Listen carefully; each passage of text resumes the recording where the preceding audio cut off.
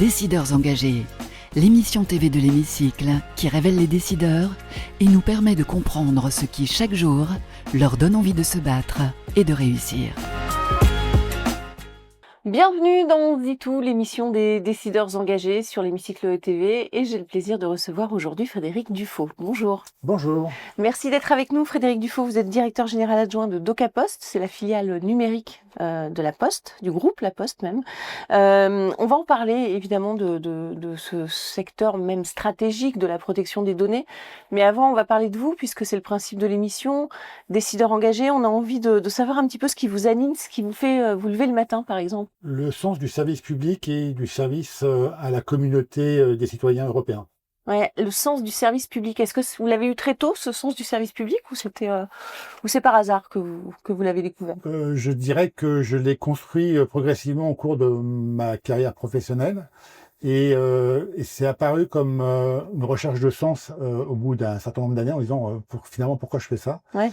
Et j'ai trouvé cette réponse en rentrant chez DocaPost en 2017 et elle est toujours d'actualité aujourd'hui, 8 ans après. Ouais, encore plus d'actualité, hein, puisque l'organisation accompagne les organisations publiques et privées dans la sécurisation de leurs données, dans la dématérialisation également, la valorisation des données, tout en garantissant la souveraineté aussi de ces données, la souveraineté numérique et la protection des informations sensibles. Comment vous y faites face à cette problématique ? Alors, on y fait face de différentes façons. Alors d'abord, on parle d'autonomie stratégique, puisque le terme de souverain est réservé Au secteur sensible. non, à l'État. C'est régalien. Donc nous, on parle d'autonomie stratégique, et cette autonomie stratégique, elle est variable en fonction du secteur auquel on s'adresse. Bien sûr, si c'est la santé, le militaire, la justice, mais aussi les entreprises. C'est pour ça d'ailleurs que on a lancé en juillet avec la Caisse des dépôts l'indice de résilience numérique qui permet à tout à chacun, en fonction de ses enjeux stratégiques, de définir quelle autonomie stratégique il souhaite par rapport à son autonomie en termes de gestion de l'information, gestion des données et gestion de son infrastructure et du système d'information. Alors justement, est-ce que vous pouvez nous dire qui sont vos principaux clients ? Alors, nos principaux clients sont d'abord le secteur public au sens large, au sens très large, hein, donc les grands ministères, ministère des Finances, les professions réglementées qui sont attachées, par exemple les greffiers de tribunaux de commerce, les experts comptables, et puis tout le segment privé lié au parapublic, par exemple l'EDF dans le domaine des data space nucléaires. Le deuxième, c'est la santé, qu'elle soit publique ou privée, qui est le deuxième marché stratégique de DocaPost. Et le troisième, c'est le marché de la finance au sens large, donc l'assurance et la banque en particulier. Voilà. Donc finalement, vous stockez ces données, vous les protégez. Comment est-ce que vous faites quand on sait que vous me citiez par exemple le secteur de la santé, où les données sont principalement hébergées par les grands groupes, les géants américains. Comment est-ce que quel service vous proposez spécifiquement? Alors, en fait, nous, les données que nos clients dans le domaine de la santé nous confient sont hébergées soit sur nos infrastructures DocaPost que nous gérons en propre en France. Nous avons 4 data centers sécurisés de niveau souverain en France. Quand il s'agit d'un plus haut niveau de sécurité, donc le niveau SecNumCloud ou I+, si on parle en terminologie européenne, nous les hébergeons chez NumSpot, qui est notre filiale agréée SecNumCloud, ou en tout cas qui va l'être, qui repose sur des infrastructures de notre partenaire à haute scale. NumSpot est une filiale de DocaPost qui est détenue aussi par Dassault Systèmes, la Caisse des dépôts et Bouygues Telecom. Cette question alors on parlait de souveraineté, vous me dites c'est régalien, mais c'est aussi un enjeu hautement stratégique. Vous travaillez sur ces problématiques. On sait qu'en France, on est tributaire des États-Unis en la matière. Est-ce que vous pensez que la France peut retrouver une partie de sa souveraineté en la matière? Alors, c'est un gros débat. Oui. Moi, la réponse est clairement oui. En tout cas, alors, tout dépend de quelle autonomie, parce qu'on est forcément à un moment dépendant de composants de fabricants de puces, etc. Mais une fois qu'on a ces puces installées en France, et d'ailleurs il y a des fournisseurs européens qui existent, et on joue à l'échelle européenne, donc plutôt qu'à l'échelle Oui, ça se joue à l'échelle européenne. Une fois qu'on a nos data centers qui sont en France gérés par des équipes européennes, donc qui sont au-delà protégés de tout ce qui est législation extraterritoriale européenne, on a tout à fait les moyens d'être autonome stratégiquement. Maintenant, si vous êtes sur un business international et que vous empruntez des câbles sous-marins qui appartiennent pour la plupart maintenant, aux GAFAM ou à des satellites, oui, là, vous êtes forcément dépendant. Mais au moins, sur le territoire européen, on a les moyens d'assurer cette autonomie. Et c'est pour ça qu'on parle bien d'indice de résilience numérique qui est variable d'une entreprise à l'autre, parce que les enjeux ne sont pas les mêmes pour EDF dans le domaine des centrales nucléaires, par exemple, versus, je ne sais pas moi, Stellantis à l'échelle mondiale, ou Danone, si on prend un exemple, dans l'agroalimentaire. Oui, le secteur de la défense, par exemple. Le secteur de la défense. Voilà, les informations hautement stratégiques sont hébergées, j'imagine, sur le sol français. Oui. Bah, pour les plus sensibles, en tout cas. Est-ce que vous pensez qu'il faut davantage réglementer au niveau européen, ou est-ce que ça doit être une prérogative de l'Europe de mettre en place justement cette souveraineté, non pas française, mais européenne en matière de... Alors, je pense que l'Europe a un rôle à jouer pour donner un cadre européen, puisque les investissements sont relativement importants, et si on veut pouvoir les amortir, l'échelle nationale ne suffira pas, donc elle doit donner un cadre le plus simple possible, et je pense que la commissaire européenne qui est en charge du numérique est dans cette logique de simplification de la réglementation. Je pense que les récentes déclarations la semaine dernière au sommet franco-allemand ont été dans ce sens-là. Reste maintenant à l'implémenter au quotidien dans les faits. Chez DocaPost, quels sont les types de profils, quels sont les talents que vous recrutez principalement? Alors, tous les talents, ouais. Principal, d'ailleurs, que ce soit des talents féminins ou des talents masculins, c'est une chose auquel on est...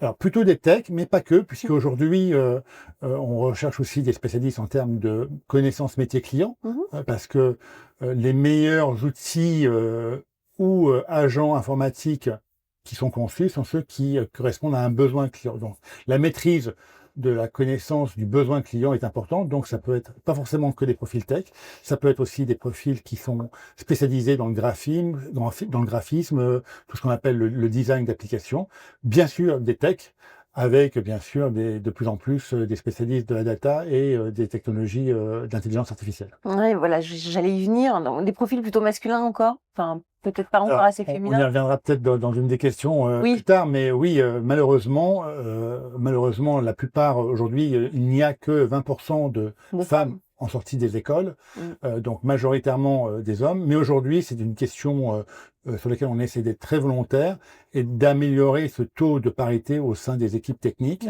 et pas uniquement globalement à l'échelle de DocaPost. Alors vous parliez de l'intelligence artificielle, là aussi, ça bouleverse aussi ce secteur. Comment est-ce que vous l'intégrez dans vos solutions, cette intelligence artificielle? Alors, nous l'intégrons d'une part en ayant au sein de DocaPost et d'ailleurs au sein du groupe La Poste une charte d'utilisation de l'IA pour que ça ne parte pas dans tous les sens, et en même temps en laissant une grande autonomie au niveau du terrain dans ce cadre qui a été précisé, parce que les évolutions vont tellement vite. J'étais ce matin en comité stratégique où on parlait d'un investissement stratégique sur un sujet qui n'existait pas il y a 6 mois encore dans le domaine de l'IA. Donc ça va tellement vite qu'il faut quand même laisser le terrain expérimenter pour faire émerger des nouveaux usages qui vont être au service de nos clients préférés. Et il faut former aussi ses collaborateurs. Et alors ça, c'est l'enjeu de la formation continue en particulier. C'est bien la formation initiale, mais généralement, elle est obsolète au bout oui, rapidement, c'est vrai. 3 ans dans le meilleur des cas, beaucoup plus rapidement si on parle des sujets de l'IA. C'est vrai. On va parler d'environnement à présent avec la question du World Impact Summit. Le World Impact Summit qui est le sommet des décideurs engagés dans un avenir durable, et c'est juste après le jingle.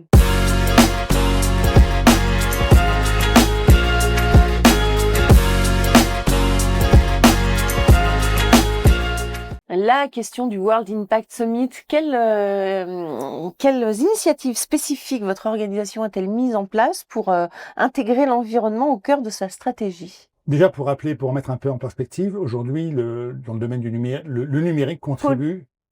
Enfin, j'allais dire pollue aussi. Hein. Le numérique pollue à hauteur de 4,4% en France, et majoritairement avec 2 composantes, la partie matérielle, fabrication du matériel, et le deuxième, la consommation énergétique. Bien sûr. Si on ne fait rien, ce taux aura tripler d'ici 2030. Avec l'intelligence artificielle. Voilà. Alors, avec l'intelligence artificielle, et malgré le fait que on prenne des initiatives en termes de frugalité, de consommation électrique. Au niveau de DocaPost, on a mis en place 3 choses pour piloter cette empreinte énergétique, cette empreinte carbone. D'abord, un pilotage au plus haut niveau, au niveau du comité exécutif de DocaPost. La responsable RSE est membre du COMEX, et donc c'est un enjeu du COMEX. Deuxième chose, quand on décide d'un investissement, il y a un avis RSE qui est prononcé, et si l'avis RSE est négatif, l'investissement n'est pas fait. Donc ça, c'est la deuxième chose très concrète. Et troisième sujet, chacune de nos business units, quand elles présentent leur feuille de route stratégique annuellement, ont une composante RSE à présenter pour montrer quelles sont les actions qu'elles implémentent au quotidien. Ça, c'est le premier volet. Le deuxième volet, c'est ensuite, qu'est-ce qu'on fait concrètement tous les jours? Déjà, par exemple, on a étendu la durée de vie de nos matériels de 5 à 7 ans. Tout ce qui est consommable, matériel informatique, par exemple les téléphones, on n'achète plus de téléphones neufs, on recycle. Oui, on répare. 97% des téléphones des DocaPostiers sont des téléphones recyclés. Nous utilisons aussi, bien sûr, un plan d'optimisation de la consommation énergétique de nos data centers dont je parlais tout à l'heure. Et puis, tout ça se mesure au quotidien. Donc ça, c'est le deuxième volet. Et le troisième volet, c'est la formation dont on parlait tout à l'heure. Donc, c'est la formation de tout le monde. 80% de nos développeurs sont formés à l'éco-conception. Alors, c'est un gain net, puisque quand on forme à l'éco-conception, généralement, on code mieux. On code plus efficace en termes de consommation énergétique, mais aussi en termes d'efficacité informatique. Ça, c'est le premier sujet.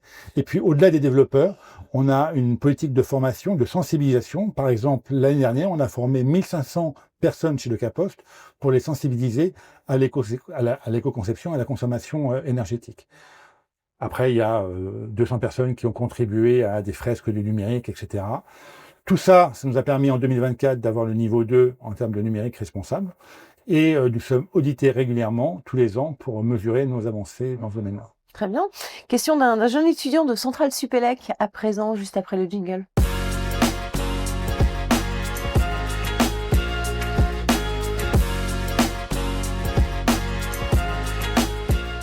La question de Centrale Supélec à présent. Quelles sont les qualités essentielles pour un jeune diplômé afin qu'il puisse évoluer et réussir dans un environnement multiculturel chez DocaPost? Alors j'en citerai 2.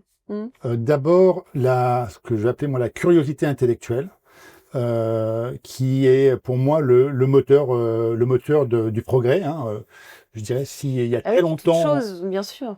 Comment? De toute chose. De toute chose. Mais voilà, si nos ancêtres sont levés il y a quelques millions d'années, c'est parce qu'ils étaient curieux de voir plus loin. Si Christophe Colomb a pris une caravelle un jour pour partir explorer le monde, c'est parce qu'il était curieux. Donc, c'est ce qui nous permet d'aller de l'avant, de rester ouvert par ailleurs, et puis tout en restant sceptique, c'est-à-dire ne pas tout prendre pour argent comptant.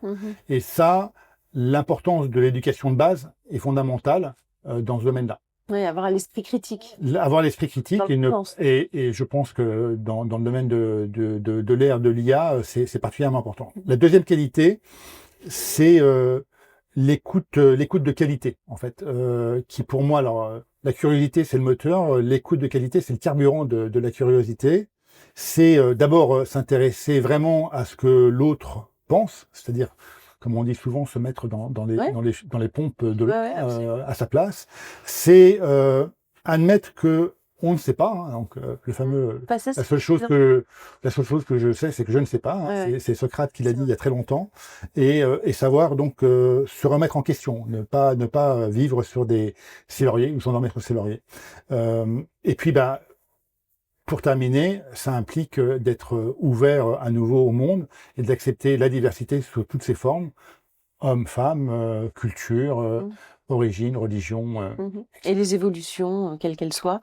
Merci beaucoup Frédéric Dufault. On va passer à la question de l'hémicycle à présent, et cette fois c'est vous qui allez pouvoir questionner, interpeller, c'est au choix, selon ce que vous avez envie de leur dire à ces femmes et ces hommes qui nous gouvernent.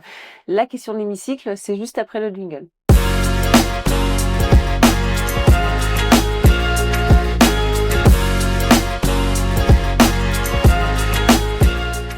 la question de l'hémicycle. Vous avez 1 à 2 minutes droit dans les yeux si vous voulez interpeller ces personnes politiques qui nous gouvernent, comme si vous étiez à l'Assemblée nationale. C'est à vous, Fares Kaneri. Messieurs, dames, les décideurs politiques, que faites-vous pour accélérer l'émergence des talents féminins dans le domaine du numérique? Aujourd'hui, 90% du code développé dans le domaine de l'IA est réalisé par des hommes. Comment voulez-vous que ça n'engendre pas des biais de genre à minima de ce fait-là? Comment aujourd'hui le domaine du numérique doit se passer de 50% des talents de la planète? Il y a un vrai sujet en France en particulier, en Europe, par rapport à d'autres parties du monde sur ce sujet. Or, on sait que plus on augmente la diversité dans les équipes de développement numérique, plus la rentabilité, le retour sur investissement de ce développement est important. Les chiffres qui sont généralement admis, c'est entre plus 5 et plus 15%. Aujourd'hui, on a un vrai problème dans le domaine du numérique au sens très large. Nous n'avons malheureusement que 29% de talents féminins. Si on descend au niveau technique, on parle généralement de 16%, donc quasiment moitié moins. Et tout ça, c'est lié à une chose, c'est que aujourd'hui, dans les écoles d'ingénieurs, dans les formations scientifiques à l'université, le ratio homme-femme n'est que de 20%. Donc il y a un problème d'alimentation à la source, ça c'est une première chose. Et il y a un livre qui disait que tout se joue avant 7 ans, ça commence dès l'éducation au niveau du primaire, donc je pense qu'il y a des sujets à traiter à ce niveau-là. Il y a aussi des sujets pour favoriser la formation continue et la reconversion de talents féminins qui sont sur d'autres branches technologiques dans le domaine du numérique pour favoriser l'émergence des femmes dans le domaine du numérique. C'est particulièrement important, en particulier pour les entreprises, puisqu'il y a une loi qui est à respecter maintenant, en tout cas à l'échelle des COMEX et des CODIR des sociétés, hein, c'est la fameuse loi Rixin, qui impose dès maintenant 30% de quotas féminins à l'échelle des comités de direction et 40% à horizon 2030. Merci de vos actions dans ce domaine-là pour favoriser l'émergence de ces talents dans le numérique, ces talents féminins. Et bien sûr, en tant qu'homme, je m'engage moi à être rôle modèle, comme on dit dans ce domaine-là, en particulier pour aider les talents du numérique à être plus féminins. Merci beaucoup, c'est un message important. Ça commence dès l'école, vous le disiez, dès le milieu familial aussi peut-être. Merci beaucoup Frédéric Dufaux d'avoir répondu à nos questions. Merci. Merci à vous pour votre fidélité et on se retrouve très très vite pour un prochain numéro de On se dit tout. Décideurs engagés, l'émission TV de l'hémicycle qui révèle les décideurs et nous permet de comprendre ce qui chaque jour leur donne envie de se battre et de réussir.